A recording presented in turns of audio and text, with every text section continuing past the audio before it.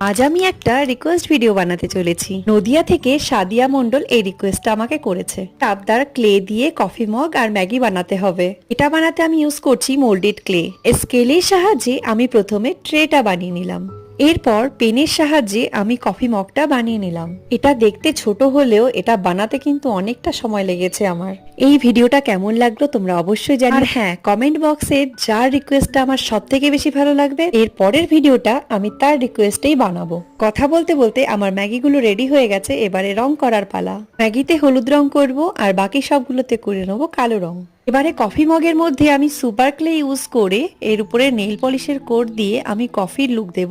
ব্যাস, এবারে গ্লুর সাহায্যে আমি বাটিতে সব ম্যাগিগুলো দিয়ে দেব। ম্যাগিটাকে আরো লোভনীয় বানানোর জন্য আমি কতগুলো কড়াইশুঁটি আর গাজরও অ্যাড করে নেব। তৈরি হয়ে গেল আমার ম্যাগি আর কফি। পরের ভিডিও কি দেখতে চাও অবশ্যই জানিও কমেন্টে। আর হ্যাঁ, সাবস্ক্রাইব করতে ভুলো না।